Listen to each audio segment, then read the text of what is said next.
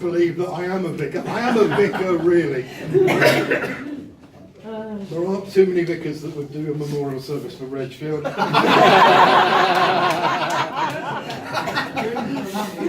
I suspect he's abused a few in his time. So, Dave, come and do your bit about Reg and rugby. Follow that. First of all, to thank you, Trevor, for being here today, and our intrepid referee Alan Stockton. Yeah, wow. Refereeing a game like that played in like the 70s when it's absolutely. 1870. The first words Reg ever said to me were pretty straightforward. Oi, prick. Your only excuse for not turning up tomorrow is death. He's here. I can't argue with that. And Reg was a man of many talents. Unfortunately, diplomacy wasn't one of those. As countless World Countings know, from late night phone calls, 4-letter greetings, physiologically impossible instructions that even a prison chaplain would blush at, I think. But Reg was a bit of a bugger, but he was our bugger and we loved him for it. The word cantankerous was invented for Reg. But everyone got to know behind the bullish facade he was a big, generous, and loyal man. Heart of gold, someone who would stand up for you in a fight, and frequently did. And more often than not, leave you in the battle on and off the pitch. He was unorthodox as a rugby captain and a team secretary, just as he was a policeman. But in all these jobs, his dedication was utmost, and we thank him for it. It was no coincidence that the Orwell County's third 15 that he captained, and I played him quite a lot, as did an awful lot of us here, always appeared to bypass talent-based team selection. Reg relied on cry-ons on a Friday night, usually from people like Spencer, who'd suddenly become available. And these players, amazingly, were only ever available for the third 15. Reg had some other ingenious methods of selecting players. As a policeman, he would order members of his watch to come straight off duty and go to a rugby match. Many brilliant guys came to all Counties that way, people like Mick Kilkenny, Stuart Rushworth, who can't be with us today. But Reg's weekly team sheets and newsletters are also a key feature in our non-digital age. Many players used to wait for the postman on a Wednesday morning to make sure their wives and girlfriends didn't get a first look at the scurrilous publication. It really was near the knuckles. On the pitch, Reg was feisty. He won a memorable match at Guildfordians when encountered a very kindly but ultimately useless referee who was annoying both sides with his strange decisions. One of our team decided to let him know what he thought. And the referee came over to Reg and said, "Captain, one of your players just called me a wanker. What are you going to do about it?" Reg, without a flinch, hands on hips, stands over the referee and he goes, "Nothing! I agree with him!" But the best story I've heard about Reg's ability to persuade players to turn out, persuade probably not the right word, pushing the boat out a little too far, you certainly couldn't do it these days. Reg, who was then in the fraud squad, needed a player for a midweek team. He'd asked Duncan Rushmer, who's here, to play, but Duncan had politely declined because he had a very, very important meeting at his place of work. It's a high-flying city exec at the time. It came as something of a surprise to Duncan and his colleagues when, in the middle of the meeting, 2 uniformed officers turn up, arrest him, say, "We need you to come and help with our inquiries." It turned out the office, the police station he had to go to was a rugby pitch in Enfield. When he got there was Reg with a pair of boots going, "There you go, prick, you're on in 5 minutes." After the game, Reg de-arrested Duncan, sent him away. I'm not sure Duncan's ever quite recovered from it. Reg's Sunday lunches here were phenomenal, as some of you know, but I think as most of us know, if you can remember them, you really weren't here. As Spencer's alluded to, 2 of the best tours we've ever had have been in Florence. This was an association done by Dave Colley when Florence visited us in 1982. And I'm pretty sure I saw Gerard wander in a little early. You hear Gerard? There he is, all the way from Florence. Florence in 1999 was famous for the occasion when Reg had a fight with a wardrobe. And lost. It's fair to say to the guys here who, if they hadn't turned up in his room fairly quickly, Reg would have died a lot younger. And it would have been very hard to explain. He consoled himself by riding around the town square on a bicycle, naked but for a paper bag on his head. That trip was also famous for Gerard's singing and dancing, and for his also generally leading us so far astray that, well, what goes on to us stays on to us. Lovely to see you here. Thank you. The wardrobe, by the way, was arrested and given a pair of rugby boots. We've also established that Reg was proud of his adopted Scotland and he'd support any team against England, well, except one. If we were playing France, no love was lost. Reg's battle cry on these occasions was a rousing Thank you, Reg. There are too many anecdotes about Reg to fit the 5 minutes. I'm sure we'll be hearing you even more outrageous stories about Reg this afternoon. But above all, Reg was my friend. He was all our friends. He looked out for us. He went through some terribly hard times personally, and he had his demons. But to be there for him, and to bond with him so closely when he needed help, when Shirley died, for me was a revelation and an honour. It really was. Reg was Marmite, but he was a bloody good man. I've always thought loyalty was his greatest strength. On the rugby pitch, you look after your mates. Reg did it for us off the pitch as well. We'll miss you, my friend.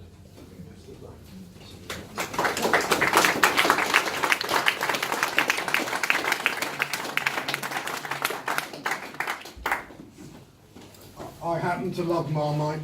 I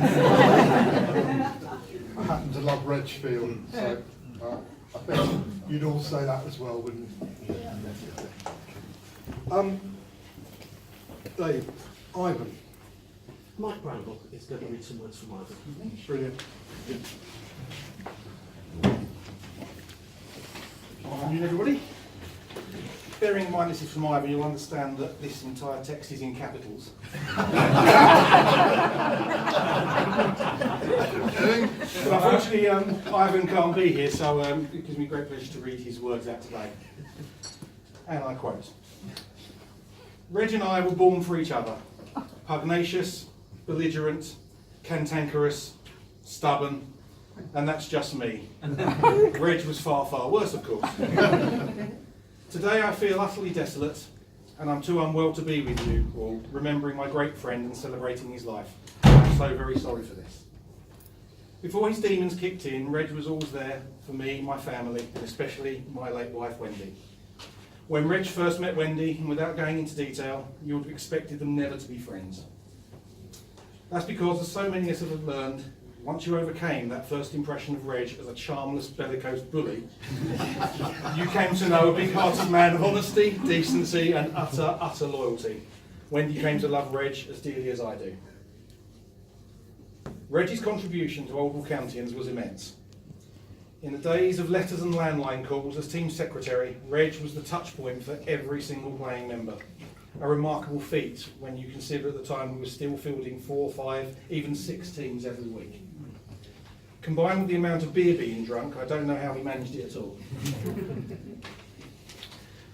Many of us feared the Friday night call ordering us to a certain destination the next day on pain of having certain body parts removed.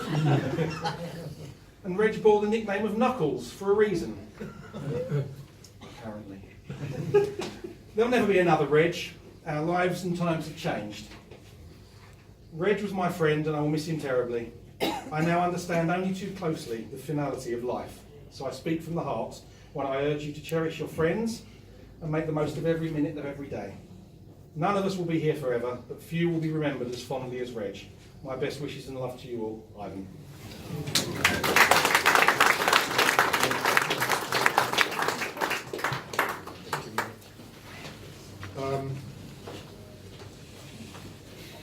I remember playing with Ivan's sons in rugby games, and Ivan supporting the club, running the club, all sorts of things. So do spend some time with Ivan if you possibly can and support him at the moment. We'll say a prayer for him a bit later on. We're going to sing bread of heaven. We've done Scotland, we've done England, we're doing Wales now. So guide me, O thou great Redeemer.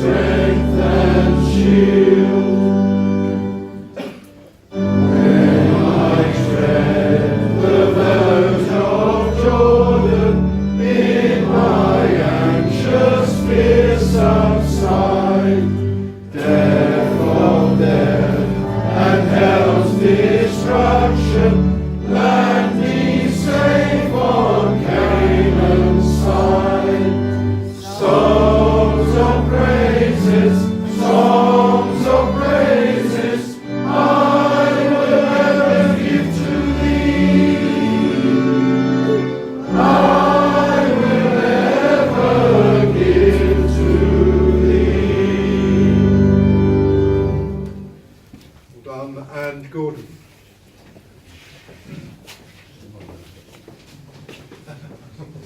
Has everyone got a glass?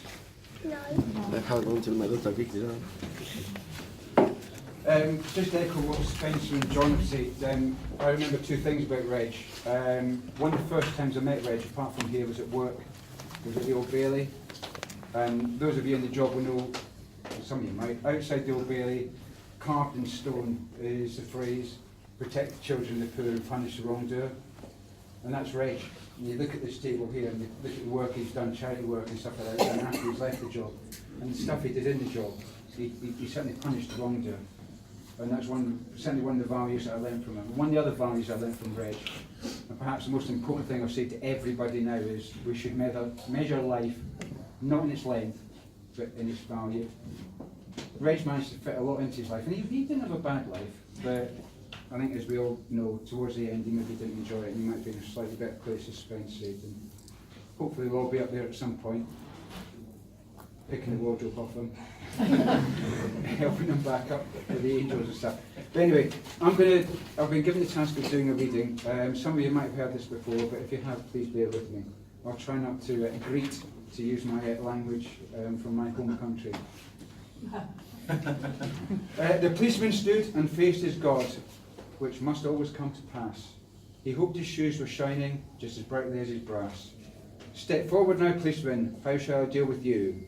Have you always turned the other cheek? To my church have you been true? The policeman squared his shoulders and said, no, Lord, I guess I ain't, because those of us that carry badges can't always be a saint. I've had to work most Sundays, and at times my talk was rough. And sometimes I've been violent, because the streets and pitches are awfully tough. But I never took a penny that wasn't mine to keep. Though I worked a lot of overtime when the bills just got too steep. And I never passed a cry for help, though at times I shook with fear. And sometimes, God forgive me, I wept unmanly tears. I know I don't deserve a place among the people here. They never wanted me around except to calm their fear. And if you've got a place for me, Lord, it needn't be so grand. I never expected or had too much, but if you don't, I understand. There was silence all around the throne, where all the saints had trod, as a policeman waited quietly from judgment from his God. Step forward now, policeman, you've borne your burdens well. Come walk a beat on Heaven Street, you've done your time in hell. Can we just all raise our glasses to Reg the policeman?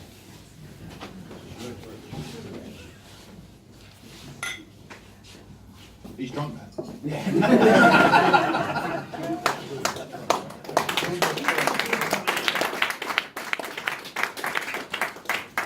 Aitor and Anna, thank you so much for coming. Anna, you're joining Aitor, aren't you? Yeah. Anna flew in yesterday. She's flying back to work tomorrow just to be here, so thank you very much. Well done. Bueno, my English is not very good, but I will try. Sí, sí, sí. Hi, my name is Aitor. I joined this club towards the end of 1999, which was a couple of months after Sally died. So I joined this club not knowing anybody. Reg was the captain of the third team, so I met Reg through rugby, and then we started socializing outside the rugby club, and we saw each other very frequently. And even after he moved to Spain, we stayed in contact. Reg would come and see me. We go and see Reg in Spain. You know, we saw each other very, very frequently, even up to this year, and even after shortly before his death. So Reg and I became very, very good friends. He was my best man at my wedding when I got married in March 2003. And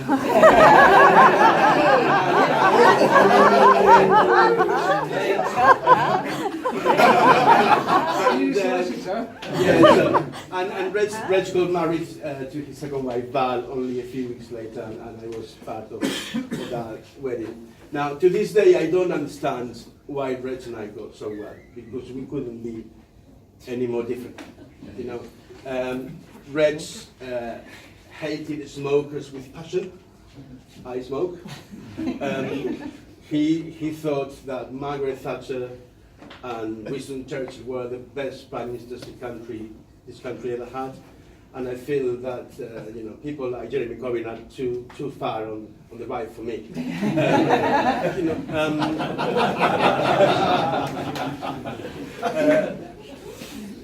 So many of things. He was a policeman. And I grew up in the Basque Country, so I may have been in the other side of the barricades once or twice. And he had this permanent joke about introducing myself to his colleagues in the police as a NETA member. This is I was. So in the space of only a few years, he retired from the police. He retired from rugby. He left his residence here in South London. He moved to Eastbourne with his new wife, whose marriage only lasted only a couple of years. Then he decided to move permanently to Spain. And the reason why he moved to Spain is that he was an aficionado of history, and he liked, especially because of his dad, also these Navy battles. And he went to the side of Battle of Trafalgar, which I think you won. Okay. Apparently. And so he liked that so much that he decided to buy a villa there. And that was like 2005 more or less. And then he separated from his wife, and the house reminded him of his wife too much, so he decided to move inland, about 45 minutes inland, to a place called Arcos, that's where Anna lives. So I'm going back to after Reg's marriage is finished. So he found himself a single man again, and he discovered the joys of internet dating. And he embraced internet dating with passion. And he was spreading love all over England and all over Spain. And his love spreading took him to the limit of it. And once he called me from a hospital in Gloucester, or Rochester, come and pick me up. You know, I just had a bit of a heart attack while spreading love. So I sort of went to the hospital in Gloucester, picked him up, brought him home, very worried. You know, he mentioned something about having a pacemaker fitted. So he said, you know, what do you want, Reg? You know, some water, and I have a glass of wine, please. Right. The older Reg got, the more stubborn he got. You know, if somebody, you know, you think about grumpy old men, you know, Reg is you know, a case of this. You know, he came to mind once, and we were going to go down to Sainsbury's, and we got in the car. I said, stop, sorry, I forgot the shopping bags. I just need to get home, get the shopping bags.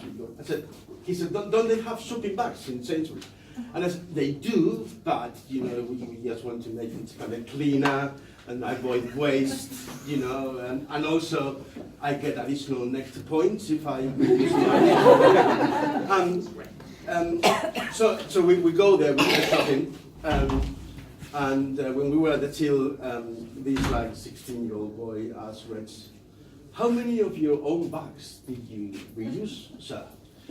And he said, pardon?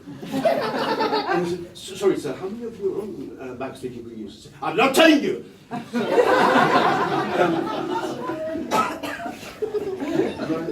should mention that already. Okay, so you know, you've known the Reg that was healthy, that was in the police, that was in the rugby. So I've known Reg very well the last 18 years or so, 19 years. And so I've known the Reg that was physically and mentally quite bad, that you know, wasn't a particular joy to be with at times. He decided to isolate himself from absolutely everyone, including myself. You know, I would never phone him because he wouldn't pick up the phone. I would never text him, he would never reply. On the other occasion, he runs to my emails. But I still would go and see him, you know, once or twice a year. And he did mention every time one of you sent him an email or a text message, he would read that, and he would be very happy that his old friends are still in contact with the Reg. So he would have been extremely pleased that so many people have turned out today to remember him.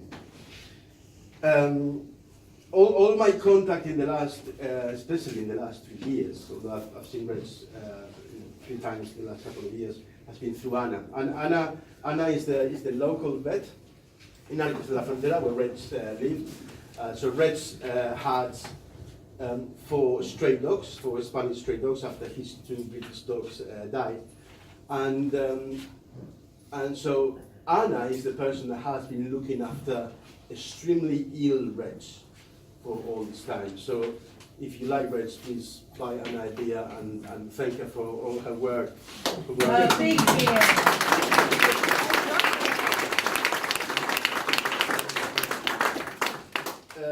Will you say a few words, Anna? Okay. Okay.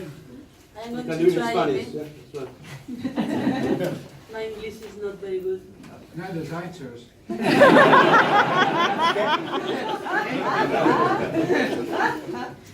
Then I am going to read directly, okay? This is for me, okay? I first met Reginald in Arcos. I remember the first time he came to a veterinary clinic with Moss and Emma, at least 10 years ago. He always looked after his pets, and they were very important part on his life too, okay? One day, shortly after Moss died, Diane and me found a very scared dog, and we decided to live her in Reginald's house. Skippy is a very peculiar dog who is scared of everyone and everything apart from Reg. She just likes Reg, but she doesn't like the rest of humans.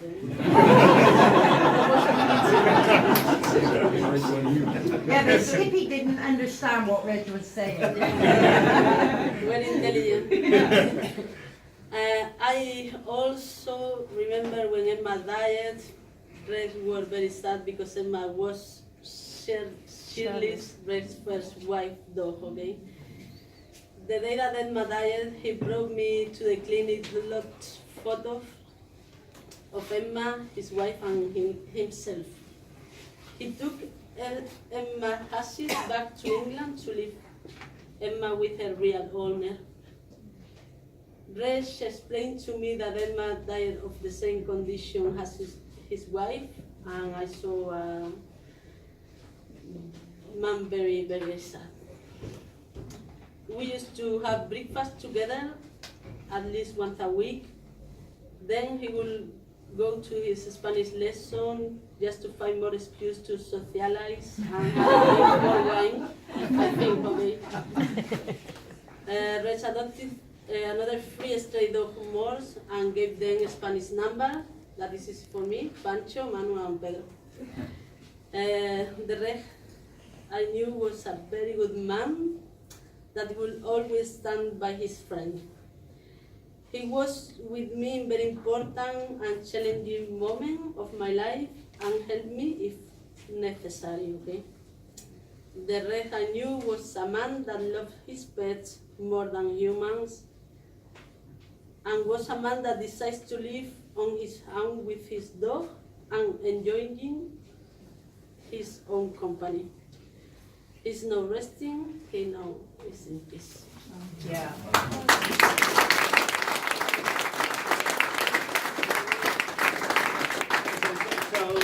So Anna kept me updated about Reg all the time, and the day he died, Anna called me quite a few times, very, very worried about how things were going.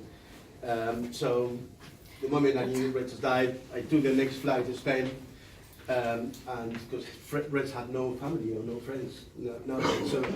So I was the closest person to him, so I decided just to go there and look after him. So we were in the crematorium, and we had to do the things that you need to do. But one of the things that the manager of the crematorium asked us is that, has he got a pacemaker? And I said, no, I'm not sure. He might do, because I remember this incident in Gloucester. And I said, why? Is it important for him? And he said, yes, because if it's the battery of the pacemaker could cause a big explosion and would send this place, up in. And I said, well, that's the way he would have liked it. But Anna did a final check in Reg, and apparently he didn't have a pacemaker, so that's fine. So I'm just going to finish that. Anna said earlier,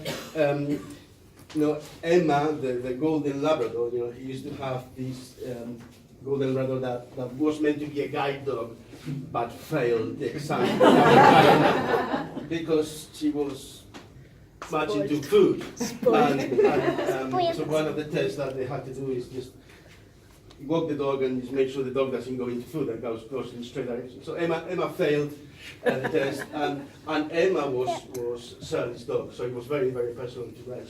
So when Emma died, Reg brought Emma's ashes over to England, and he scattered Emma's ashes in a particular tree in Brighton where Sharon's ashes are. So sometime soon I'm going to take Reg's ashes, and the final resting place will be this particular tree in Brighton where Emma and Sharon are. And I also include Shirley, sorry. And I also include his dog Manu, who died a couple of days before Reg did. So it's just buy one, get one free.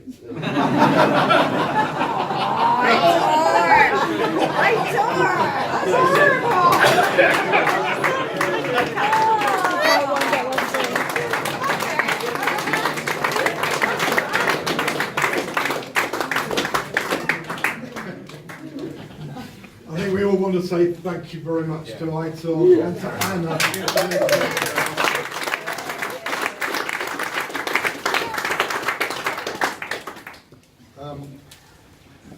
What I've missed in this service is Reg heckling from the back, because he would have done that to me. Whoever it was we were remembering, Reg would have heckled from the back. He would now be saying, "Get on with it, Trev. There's a drink to be had." sorry, Reg, I'm going to say 3 prayers. I don't care if you don't believe or not.